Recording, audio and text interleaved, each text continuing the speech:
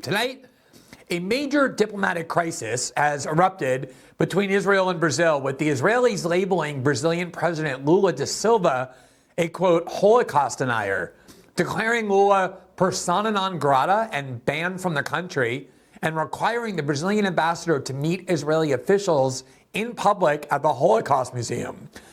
Meanwhile, Brazil has recalled its ambassador from Israel and made very clear that Lula has no intention to apologize in any way for the remarks he made that so enraged Israeli officials. This conflict began when Lula, long a critic of Israel's treatment of the Palestinians, along with U.S. foreign policy in places such as Iraq and Ukraine, invoked the specter of the Holocaust when accusing Israel of, quote, committing genocide in Gaza. The Brazilian leader told reporters on a trip to Ethiopia, quote, what is happening in the Gaza Strip with the Palestinian people has no parallel in other historical moments, adding, but it, quote, did exist when Hitler decided to kill the Jews. Lula's speech was filled with condemnations of Hamas and October 7th. It was really a nuanced attempt to condemn the West, and especially the U.S., for keeping this war fueled while doing little to nothing to provide basic humanitarian aid to prevent mass starvation among Gazans. But clearly, when one mentions the Holocaust in connection with Israel, fury and outrage will ensue, and everything else will be forgotten. And that's exactly what happened in the wake of this controversy. All of this comes as the International Court of Justice continues to hold hearings on South Africa's formal accusation that Israel is guilty of war crimes. So beyond the now well-worn debates over the Israeli war in Gaza, now in its fifth very dark and destructive month, this serious diplomatic incident between Israel and the world's sixth most populous country gives rise to some really interesting and vital questions, such as who owns the memory of Nazism in World War II? Is there anyone with the legitimacy to dictate how the Holocaust can be discussed, by whom, what lessons can be derived from it, and with what political agenda it can be served? Given how often we hear various American enemies being equated with Hitler and Nazis, it happens all the time, are there specific countries now whose actions are immune for some reason from comparisons with the worst abuses of World War II? And if so, what is the immunity based on? We'll examine these questions because of their relevance not only to the Brazil-Israel crisis or even the war in Gaza, but also to broader discourse on wars and foreign policy.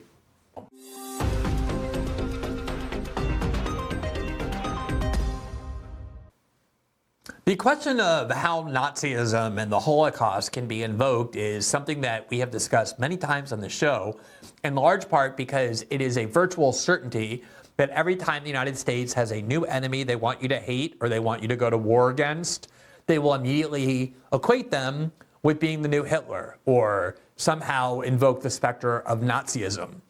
A couple of months ago, we produced a reel of literally close to a dozen people in the last decade alone in Syria and Libya and Iraq and Iran and in Gaza and, of course, in Russia, and on and on and on, of leaders of all these countries that the United States government wants you to hate being accused of Nazism and Hitler and being ready to perpetuate another Holocaust. It's a very common rhetorical tactic. The Brazilian leader, Lula da Silva, who was elected narrowly over Jair Bolsonaro in 2022, made comments in Ethiopia on Sunday in which he was asked about Brazil's criticism of Israel's war in Gaza. Brazil has been very critical of that war, like most countries have. And he gave remarks in which he invoked the specter of Nazism and the Holocaust in order to try and give historical context to how he understood the conflict in Gaza that has created immense diplomatic crises in a way that's very surprising. First of all, let's show the supercut that we have where you can first see how common it is in American political discourse to hear the Holocaust and Nazism and Hitler tossed about for any leaders that the United States government, the U.S. media want you to dislike.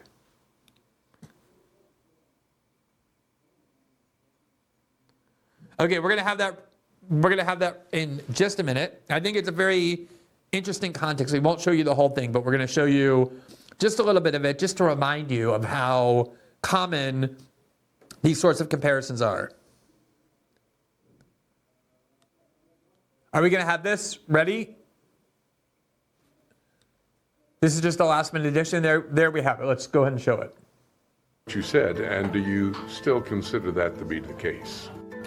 I said a year and a half ago that the year is 1938 and Iran is Germany and it's racing to acquire nuclear weapons. Well, if that's the case, then we're in 1939. There is evil in the world today. It's always been there. For a free people, the choice has always been the same. Call it by its name and face it with courage, or lead from behind and hope it goes away. The lessons of history are clear. The strong survive and endure, while the weak are forgotten.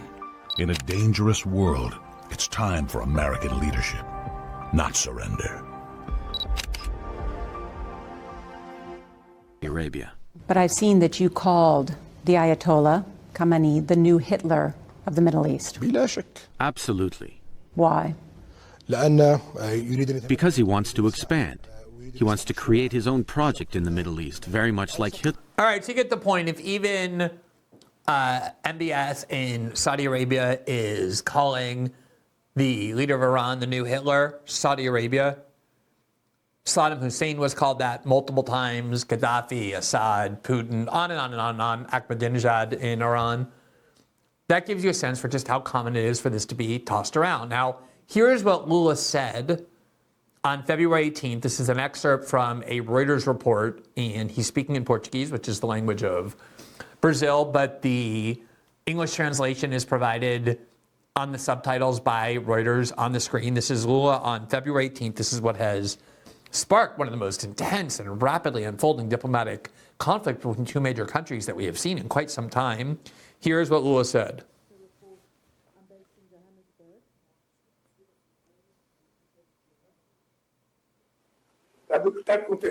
What is happening in the Gaza Strip with the Palestinian people has no parallel in other historical moments. In fact, it did exist when Hitler decided to kill the Jews.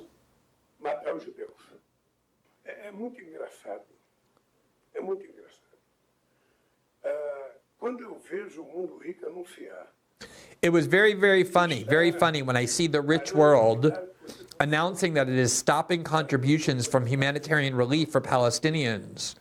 I am left wondering how big the political conscience of those people is.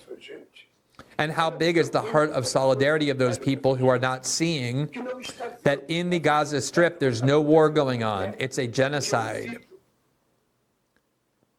It's not a war between soldiers and soldiers. It's a war between a highly trained army and women and children.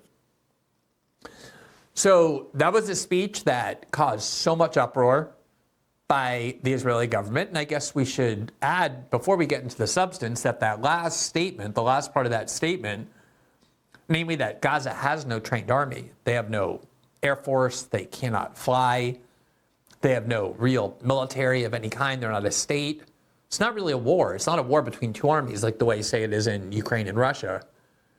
It's a attack by one of the world's most sophisticated militaries, financed and backed by the most powerful government on the planet, which is the United States, providing it all the arms it wants and all the weapons and bombs that it uses and all the money that it needs to attack one of the most densely packed populations on the planet filled with civilians. It's a population of 2.2 million people in Gaza, 50% of whom are children. 50% are under the age of 18. You add into that women, and that constitutes 75% of the population. And then innocent men, you're up to 80, 85% of the population at least. And yet you have just a complete massacre for 5 months now. Here from the New York Times, February 19th, it describes or summarizes the results from Lula's speech. Here's the headline: Brazil's president angers Israel after comparing war in Gaza to the Holocaust. Israel said it had asked for a meeting with the Brazilian ambassador. Quote, Mr. Lula's statement outraged Israeli officials. The Israeli foreign minister, Israel Katz, said in a statement on social media in Hebrew that the remarks were, quote, shameful and egregious. He said that Brazil's ambassador will be called into his office on Monday for a, quote, reprimand, adding that no one will harm Israel's right to defend itself. Prime Minister Benjamin Netanyahu of Israel echoed those sentiments in his own social media post. Mr. Netanyahu accused Brazil's president of, quote, trivializing the Holocaust and trying to harm the Jewish people and Israel's right to defend itself, and said that, quote, comparing Israel to the Nazi Holocaust and Hitler is crossing a red line. I just want you to remember that. Netanyahu said that comparing Israel to the Nazi Holocaust and Hitler is crossing a red line, even though, as we just saw, Israel frequently, as does the United States, compares its enemies to Nazis, to Hitler. Countries in the world can freely be compared to Adolf Hitler, to Nazis. The Holocaust can continuously be invoked by the West and its allies to accuse other governments or regimes of being barbaric and savage. But invoking that argument or that historical lesson when talking about Israel, says Benjamin Netanyahu, representing, I think, a significant bulk of opinion in the West, is, quote, crossing a red line. In other words, you're free to use that example for almost every other country, but not Israel. Israel is exempt from any lessons that you might want to derive from the Holocaust. Quote, Mr. Netanyahu added in a separate statement that Mr. Lula has, quote, disgraced the memory of the 6 million Jews murdered by the Nazis and demonized the Jewish state like the most virulent anti-Semite. I just want to ask for 1 second. I just showed you Lula's quote. And as I said, the speech itself was much more nuanced. It was vehemently denouncing Hamas and the attack on October 7th and the use of sexual violence and threats of it, he said, and the attacks on civilians that were inexcusable and indefensible and the use of hostages. He talked about all of that. But even if he didn't, even if he had only said the part that we showed you, the part that's circulating on social media, in what conceivable way could that be anti-Semitism? He's criticizing the actions of a state, of a government, of political leaders, Benjamin Netanyahu and his cabinet, the people running this war. He's criticizing them for insufficient concern for the lives of civilians. In what conceivable way is that an argument that is expressing animosity toward Jews generally? Obviously, we know what this is. This is the attempt that Israel always uses, and its supporters here at the United States, to accuse anybody who criticizes Israel of being anti-Semitic. They have conflated the Israeli government with Jews generally, even though, especially in this war, the war in Gaza, so many prominent Jews and ordinary Jews around the world have been among the leaders, the most vocal opponents of the war in Gaza, to claim that somehow criticizing the Israeli government and Benjamin Netanyahu as an attack on all Jews is exactly the tactic that Israel supporters complain about when done by the left or by American liberals, namely calling everybody racist or xenophobic or transphobic or whatever to stifle debate and destroy people's reputations. It's exactly the same thing. Now, in case that wasn't enough, here's what the official Twitter account of Israel said today. Here was a playful little tweet about Brazil and the Brazilian flag posted by this account, World of Statistics. And they asked, what comes to mind when you think of Brazil? And the State of Israel, the official Israeli account, took this tweet and above it wrote, quote, before or after Lula went full-on Holocaust denier. This is insanely dishonest, if not stupid. What Lula was saying was that we don't have a historical precedent for what is being done in Gaza, the level of civilian destruction, the disregard for human life, unless you go back to the Holocaust, when the Germans tried to murder all Jews. Now, you may not agree with what Lula said in that comparison. You may think it's overboard, but in no conceivable way is it Holocaust denialism. It's, in fact, the opposite.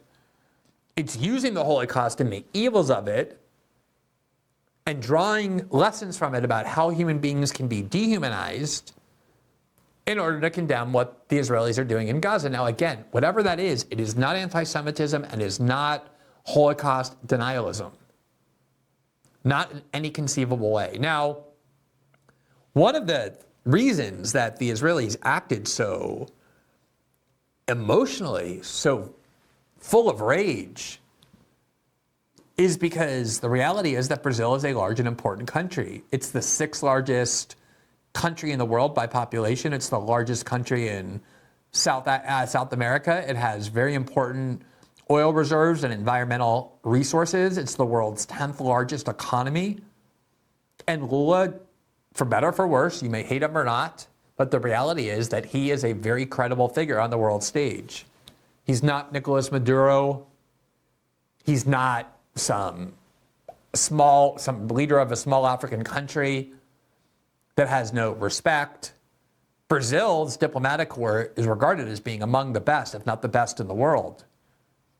Brazil has always been able to maintain a significant presence on the world stage, and especially when Lula was president from 2002 to 2010, Brazil worked a lot to build an independent profile, independent of the United States and of other blocs, and was effective in negotiating all sorts of diplomatic arrangements, including attempting with Turkey to solve the crisis that had arisen during the Obama administration between Iran and the United States by negotiating a deal between Iran and the United States to try and resolve that crisis. And so for someone like Lula to come out and say something like this is a huge deal for Israel. And already you're seeing the effects here from the city paper of Bogota, which is the paper in the capital of Colombia. You may recall last week when I was traveling, we interviewed the top advisor to President Petro, the newly elected president of Colombia, elected in 2022. We interviewed Gustavo Bolivar, who's his closest advisor. We talked to him about all sorts of issues involving Colombia, the region, the fight against the drug war, but also Colombia's condemnation of Israel in Gaza and why Colombia felt compelled to do that. And the president of Colombia, Gustavo Petro, came out, quote, in complete solidarity with Lula today on Gaza, escalating tensions again with Israel. Quote, Colombian President Gustavo Petro made it very clear on his social media platform, X, that Brazil's Lula Inácio Lula da Silva had, quote, spoken the truth when he mentioned that there is a, quote, genocide in Gaza and thereby deserves his complete solidarity. In this most recent statement to 7.5 million followers regarding the Israel-Hamas war, Petro underscored that, quote, thousands of children, women, and elderly civilians are being cowardly murdered, and that truth must be, quote, defended or barbarism will annihilate us. Petro called on, quote, the entire region to unite immediately to end the violence in Palestine and emphasized that the ruling of the International Court of Justice on Israel, quote, must generate application and consequence in the diplomatic relations of all countries in the world. Now, all of this invokes a very important debate about who is the owner of the discourse about the Holocaust? Who gets to dictate how the lessons of the Holocaust, the lessons of Nazism, the lessons of World War II get applied? Remember, the state of Israel didn't even exist at the time that Nazi Germany was defeated and the camps in the concentration camps liberated. That was done by the United States and the UK and Russia, the Soviet Union, the Allied powers. They lost many, many lives in order to do that. And you can say the lessons of the Holocaust belongs to Jews who were the primary victim of it, but not the only victim.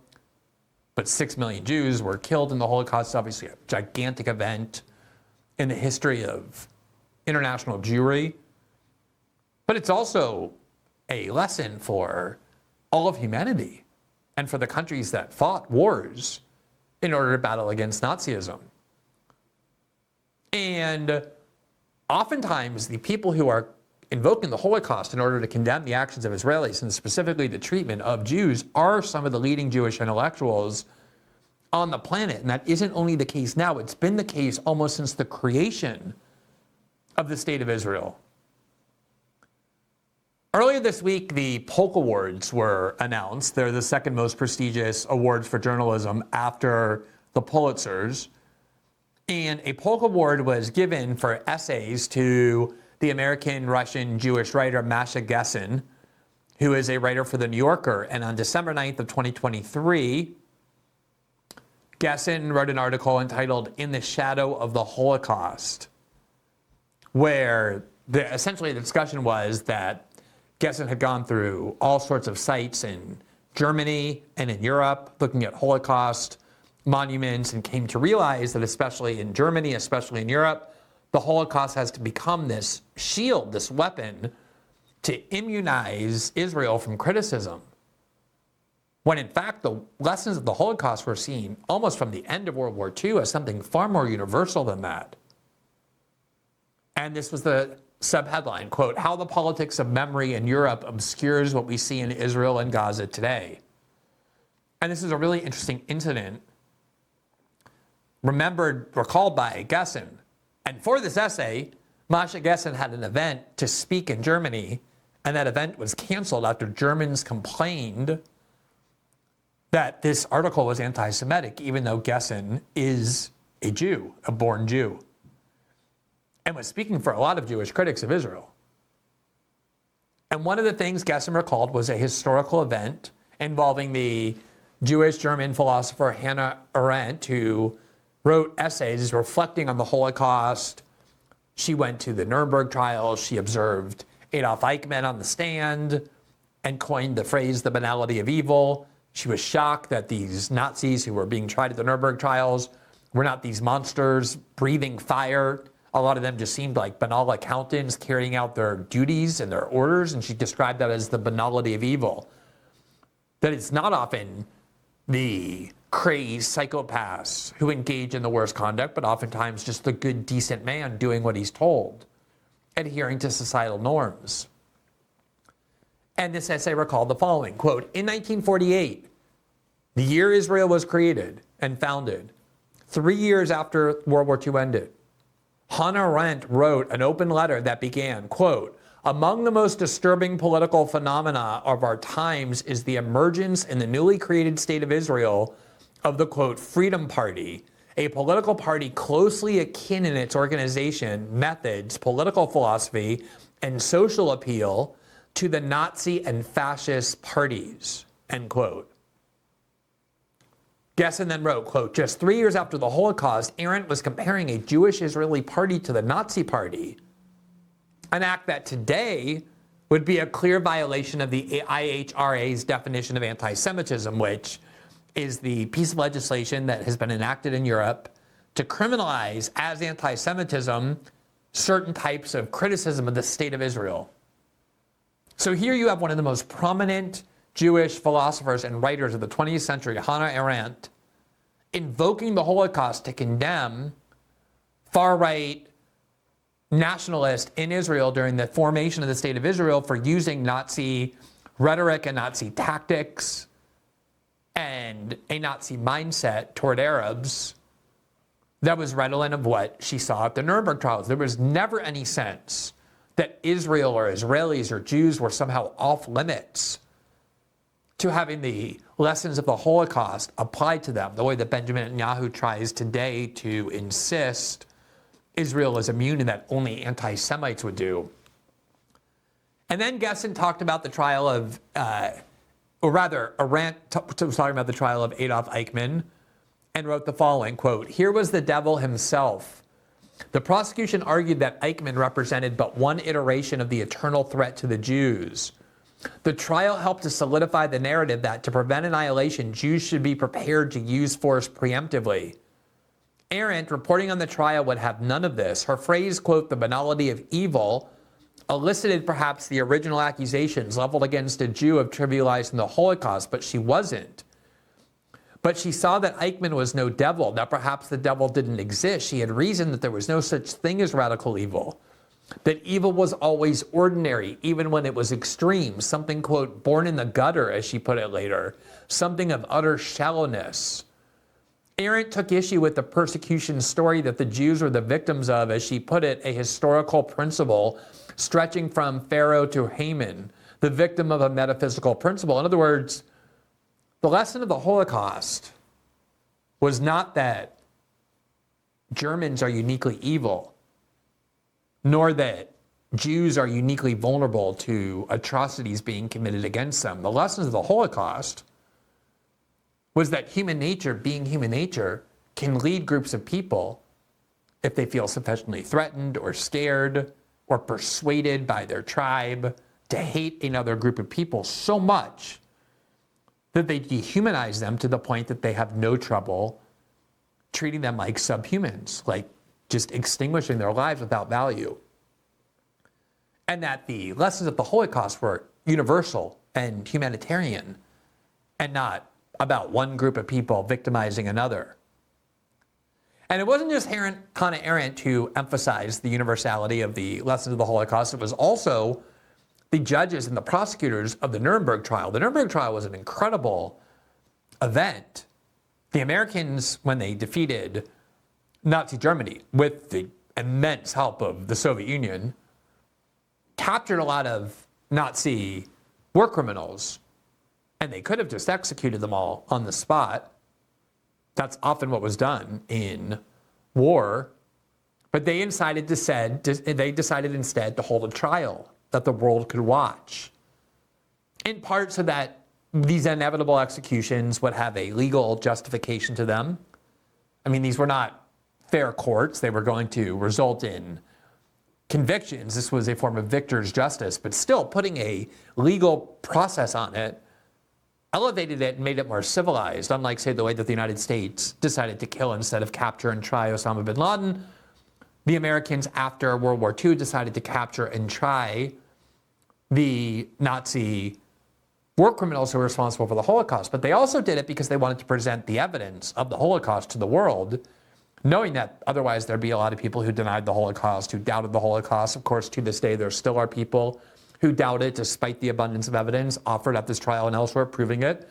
But what they really wanted to do, above all else, was to create universal principles going forward that applied to all countries, not just to Germany, that would govern and limit their conduct in future wars. Because what they had seen from World War II was not that Germans were capable of evil, but that human beings were.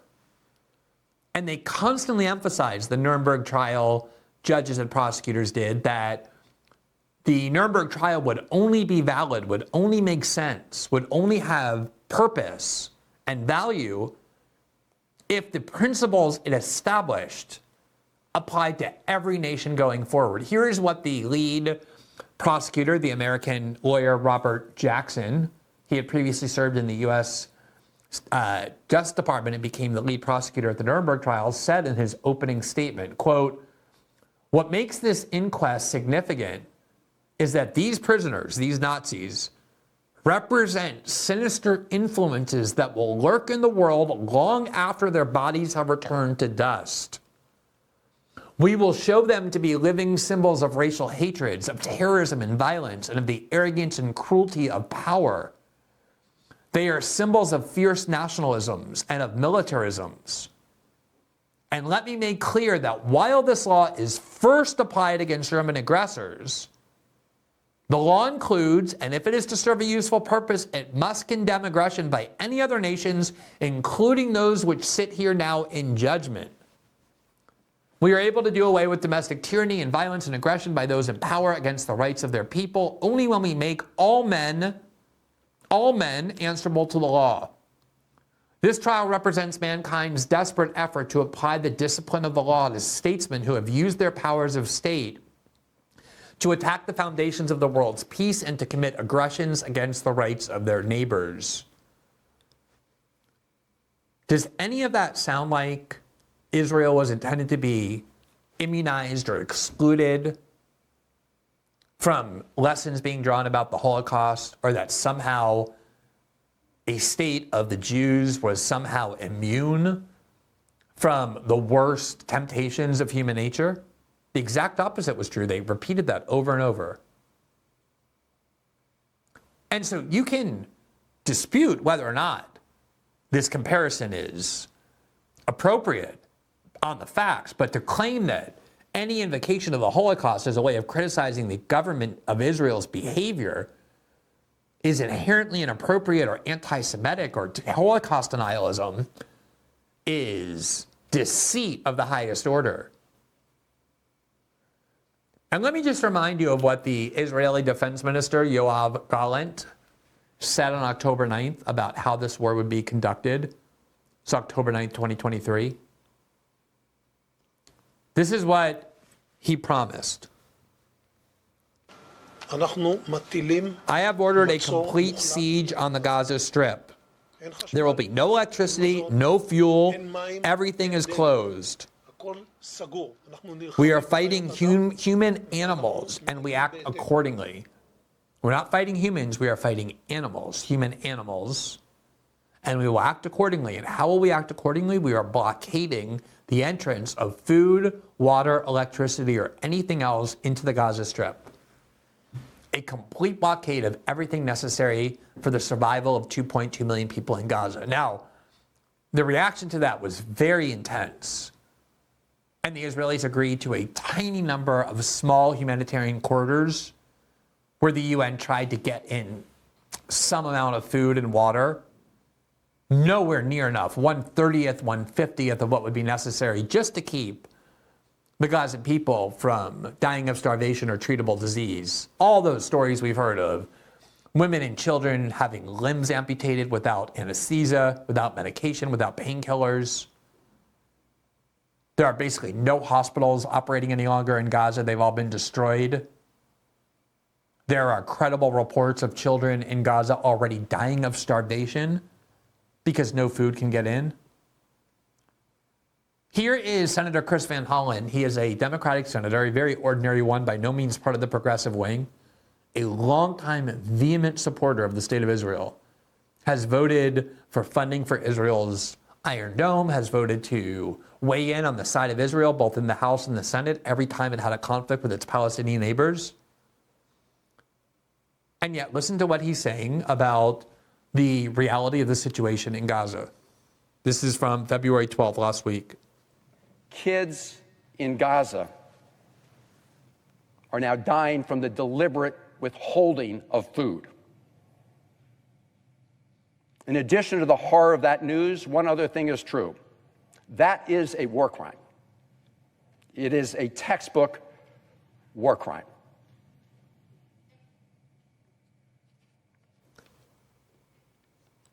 And that makes those who orchestrate it war criminals. So now the question is, what will the United States do? What will we do? What will President Biden do? President Biden must take action in response to what is happening. Now, that very same Chris Van Hollen, who denounced what Israel was doing as war criminality, that same week voted on a package that sent $17 billion to Israel to enable them to continue doing what they're doing, what he just described as war criminality, which makes him an accomplice to war criminality as well, because he also wanted the $60 billion that bill provided to go to Ukraine.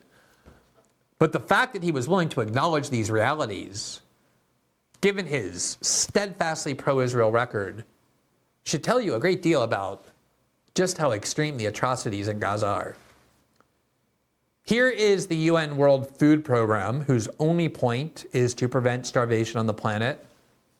On February 20th, 2024, UN Food Agency pauses deliveries to the north of Gaza. Quote, "The decision to pause deliveries to the north of the Gaza Strip has not been taken lightly, as we know it means the situation there will deteriorate further and more people risk dying of hunger. WFP is deeply committed to urgently reaching desperate people across Gaza, but the safety and security to deliver critical food aid and for the people receiving it must be ensured. In December, the Integrated Phase Classification Report, compiled by 15 agencies, warned of the risk of famine in northern Gaza by May unless conditions there improve decisively. At the end of July, after delivering food to the north, we reported on the rapid deterioration of conditions. In these past 2 days, our teams witnessed unprecedented levels of desperation." You're talking here about an agency that works in every horrific conflict on the planet, in Africa, in Asia, in the Middle East. And they're describing what's taking place in Gaza as unprecedented levels of desperation, which is what the Israelis promised. Benjamin Netanyahu on October 7th, after the Hamas attack, said, we are going to extract a price from our enemy unlike anything ever seen, unlike anything they've ever paid. He vowed an unprecedented war in Gaza, and that's exactly what we now have. A level of destruction of civilian infrastructure and civilian life unseen since the wars of the 20th century, since the Holocaust, since World War II, which is what Lula was saying. This report went on. The latest reports confirm Gaza's precipitous slide into hunger and disease. Food and safe water have become incredibly scarce, and diseases are rife, compromising women and children's nutrition and immunity and resulting in a surge of acute malnutrition. People are already dying from hunger-related causes. There are people in Gaza dying from starvation. The worst possible way a human being can die, the most painful way of suffering and dying, when the body shuts down because of lack of nutrition. Quote, nutrition screenings conducted at shelters and health centers in the north found that 15.6%, or 1 in 6 children under 2 years of age, are acutely malnourished. Tell me, what more do you need in order for historical events like World War II and Nazism and the Holocaust to be invoked? Not as a way of comparing the number of people killed. Obviously, the difference between 30,000 and 6 million is enormous. Nobody was suggesting that was a comparison, a numerical or quantitative one. It's a qualitative one, a one about mentality, about dehumanization, about the complete disregard for civilian and innocent life. Here from CNN, February 20th, UN experts demand investigation into claims that Israeli forces killed, raped, and sexually assaulted Palestinian women and girls. And before you start questioning these sources, just please be honest. The United States is the most pro-Israel country on the planet. That's why Israel is by far the biggest recipient of American aid over many decades, because both political parties are profoundly and intensely pro-Israel. Hillary Clinton and Nancy Pelosi and Barack Obama sound exactly like John McCain and Tom Cotton and Marco Rubio when it comes to the question of Israel. They're completely pro-Israel. And so is the American media, which follows the U.S. security state and the U.S. government. So please don't suggest that corporate media outlets in the United States are anti-Israel when the exact opposite is true. And they're quoting a report from the UN. And if you want, you can disregard the UN as well, and every other organization, media, humanitarian, that criticizes Israel, you can just immediately assume or dismiss them as being anti-Semitic. And then what are you left with other than taking the claims of the Israeli government? These are people who have been in Gaza, who have risked their lives to administer life-saving aid. These are where these reports are coming from. Quote, the allegations include extrajudicial killing, arbitrary detention, degrading treatment, rape, and sexual violence. According to a statement by the Office of the UN Human Rights Commission for Human Rights, the UN High Commission for Human Rights released on Monday. It did not detail how they did their fact-finding, but they referred to photos of female detainees in degrading circumstances reportedly taken by Israeli troops and uploaded online. The experts, who are part of the largest body of independent fact-finding and monitoring in the UN human rights system, expressed their concerns over the arbitrary detention of hundreds of Palestinian women and girls since the Hamas attacks on October 7th. The UN experts further said they were distressed by reports of, quote, multiple forms of sexual assault against Palestinian women and girls in detention, including, quote, being stripped naked and searched by male Israeli army officials. You take the number of deaths in such a short amount of time, the amount of bombs that have been dropped on an overwhelmingly civilian population filled with young children and women, the utter cruelty of blockading food and water and electricity and fuel so that hospitals can't function, so that people who are wounded or buried under rubble can't be rescued, who are just left to die. Now having children die of treatable infections and starvation. And if you want to say that you think it was exaggerated or overstated for the Brazilian president to invoke the Holocaust when condemning Gaza, you can go ahead and say that. Although I'll remind you what he actually said. He said, This is unprecedented in modern warfare. We have to go back to the Holocaust to find something like this. He didn't say they were the same. But under no circumstances can it be the case that the Israeli government gets to dictate how the Holocaust is discussed and remembered and how lessons are drawn from it. That they get to go around applying Hitler and Nazism and the Holocaust to their enemies, but nobody can possibly invoke that when it comes to Israel. That was never the intention, including by Jewish intellectuals, when forming the post-World War II framework of how we think about the Holocaust and the rules and the international order that we just created to avoid its repetition in the future. The recognition was all human beings, including Jews, and the state of Israel are capable of these kinds of abuses. And that was why those lessons were intended to be universal and not off limits when it comes to one country or another.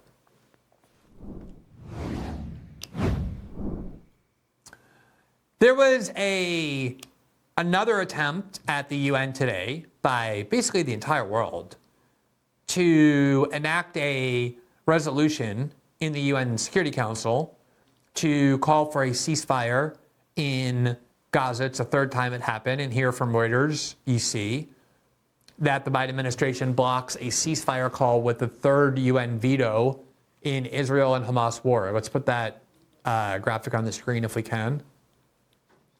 The Reuters article, there you see the headline. And there you see the UN ambassador, Linda Greenfield-Thomas, raising her hand, the only person raising her hand, to vote no on this resolution. Third time that's happened, that the United States alone on the Security Council protected Israel with its veto power to ensure that this war continues. Quote, 13 council members voted in favor of the Algerian drafted text while Britain abstained. UN ambassador to the UN, U.S. Ambassador to the UN, Linda Thomas Greenfield, signaled on Saturday that the U.S. would veto the draft resolution over concerns that could jeopardize talks between the U.S., Egypt, Israel, and Qatar that seek to broker a pause in the war and the release of hostages held by Hamas in the Gaza Strip. Quote, demanding an immediate unconditional ceasefire without an agreement requiring Hamas to release the hostages will not bring about a durable peace. Instead, it could extend the fighting between Hamas and Israel, Thomas Greenfield told the council ahead of the vote. This is what the U.S. has been saying since the start of the war. Every time it blocks a UN resolution for a ceasefire, it says, oh, we're only doing this because a real ceasefire is going to come. And we're now 5 months into this war, and there is no ceasefire. Here were some extremely bizarre remarks from Linda Thompson Greenfield, Biden's ambassador to the UN, at a press conference after she yet again isolated the United States from the rest of the world by vetoing the resolution for a ceasefire in Israel. Here she is explaining her rationale. We intend to do this the right way so that we can create the right conditions for a safer, more peaceful future. And we will continue to actively engage in the hard work of direct diplomacy on the ground until we reach a final solution.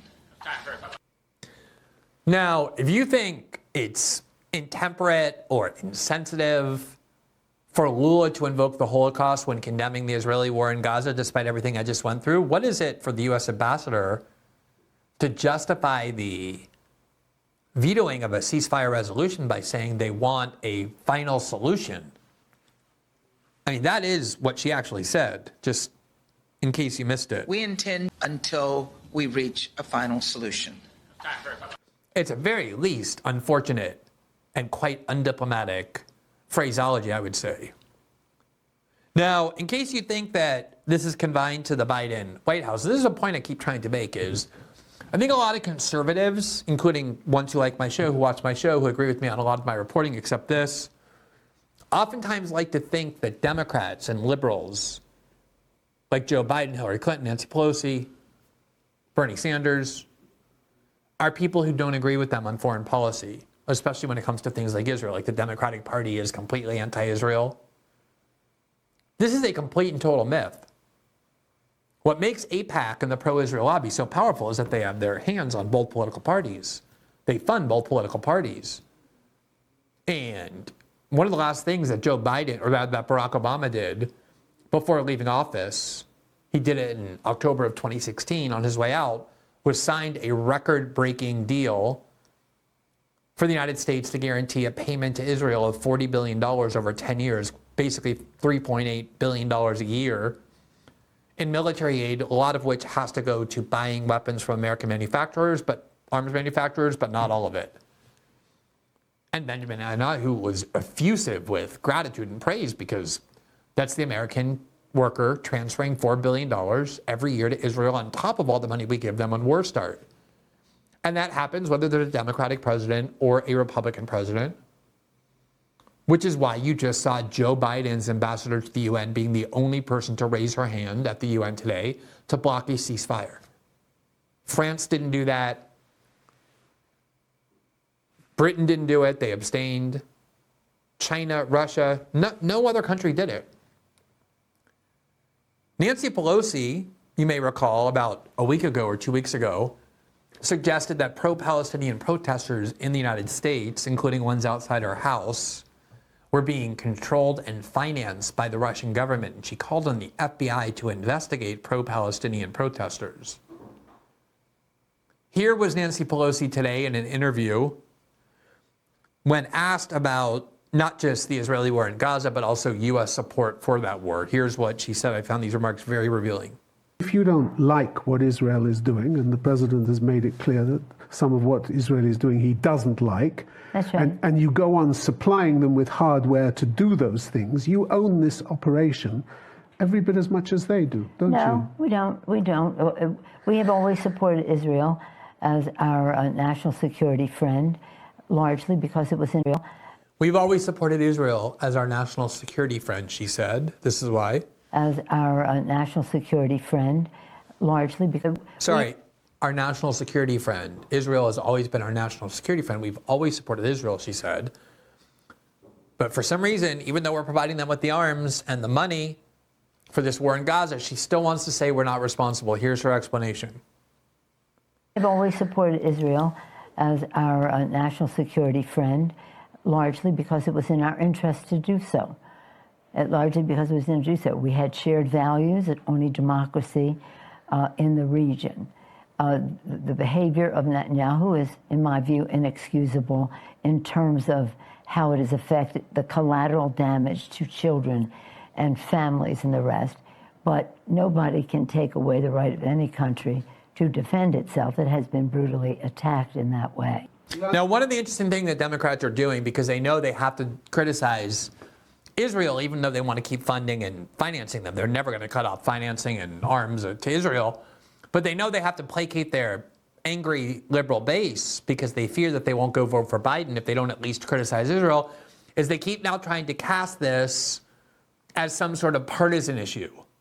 That the problem with the Israeli government is that it's a right-wing government. As though if you replaced it with the alternative, it would somehow be better.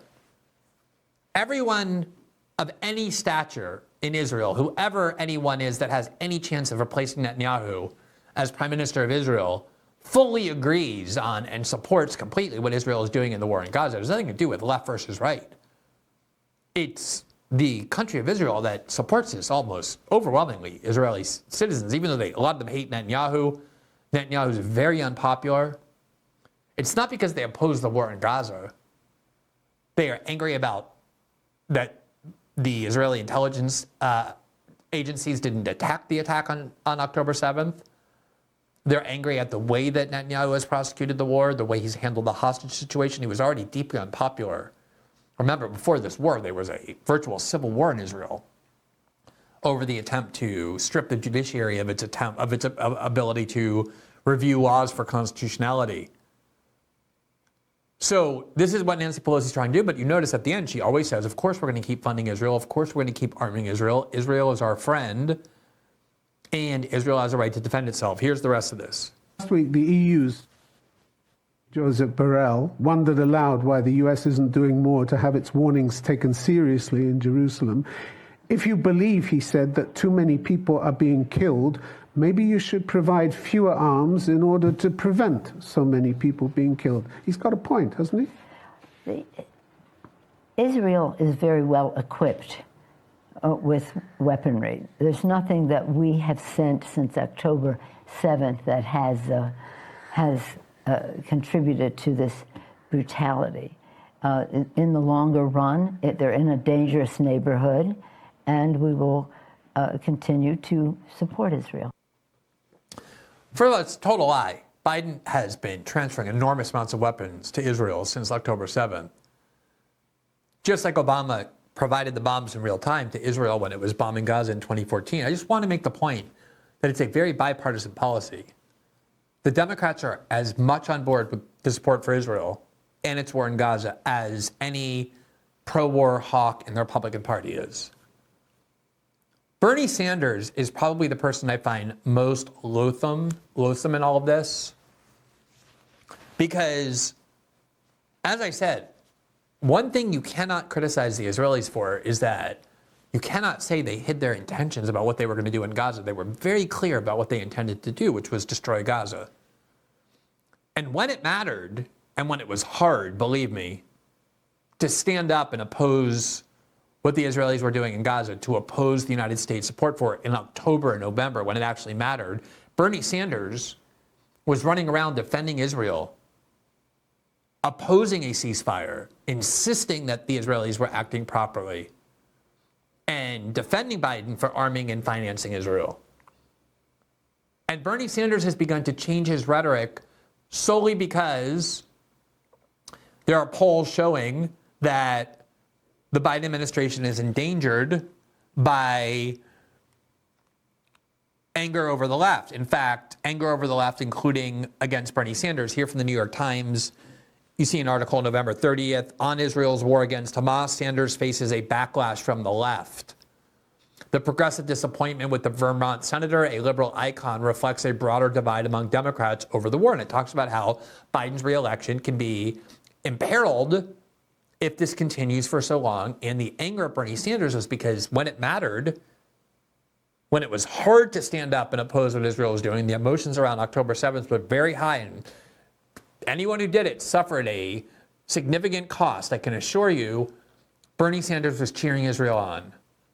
And only in the last 2 months, when he knows it doesn't matter, when the Democratic Party needs him to show angry liberals and angry leftists and angry young people that there's still a home for them in the Democratic Party, because Bernie Sanders is also angry with Israel, only then did he become willing to criticize what Israel was doing. And even then, he's doing it in the most mealy-mouthed way possible.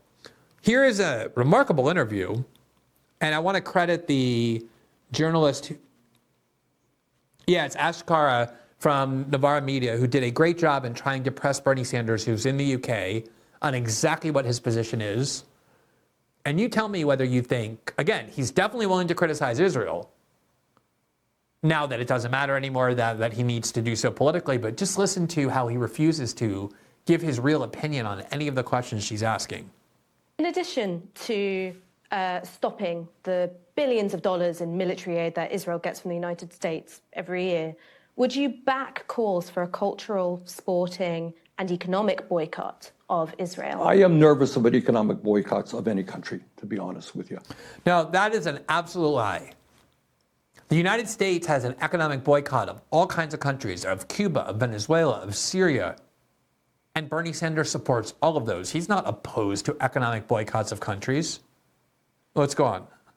But right now, what people want to do, they can do what they want to do. But right now, again, my job as a United States Senator, and I'm kind of leading that effort in the Senate, is to tell Netanyahu that he is not going to get any more U.S. aid. Did you feel nervous about the boycott movement against apartheid South Africa? Was that a concern you had at the time?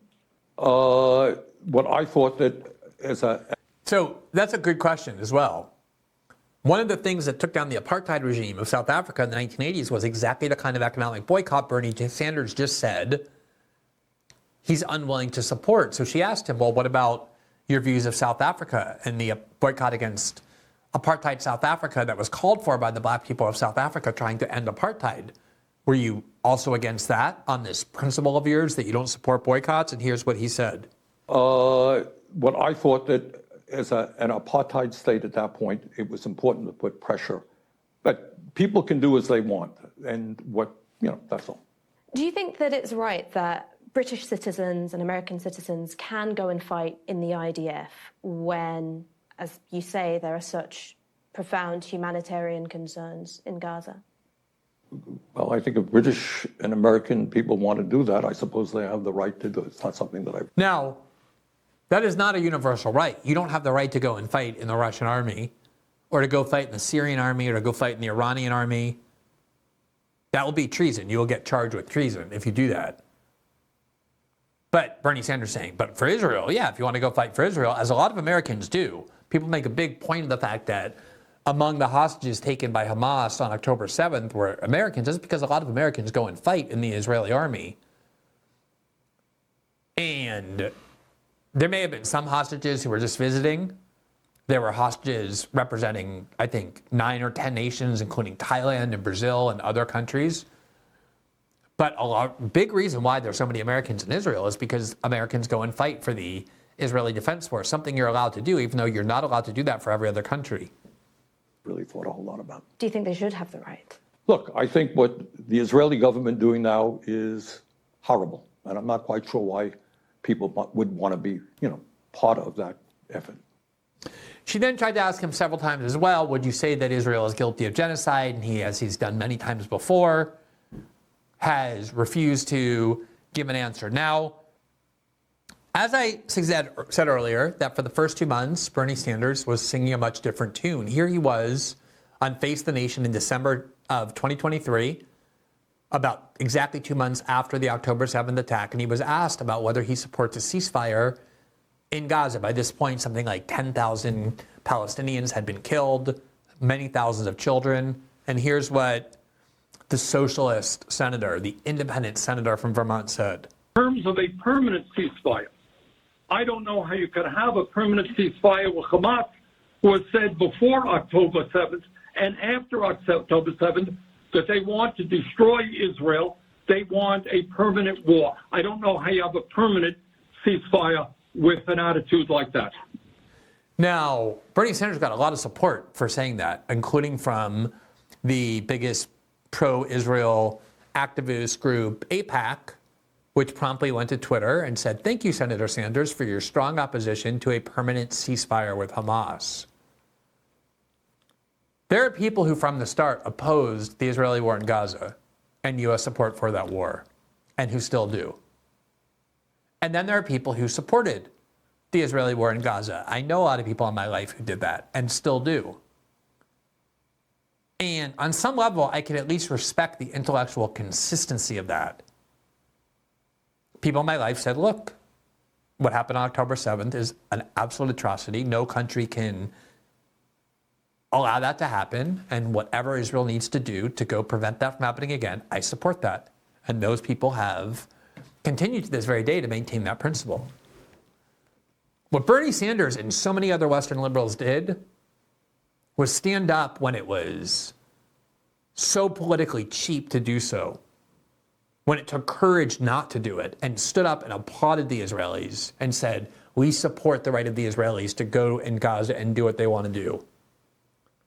Knowing that the Israelis would do exactly this because Israel said it would.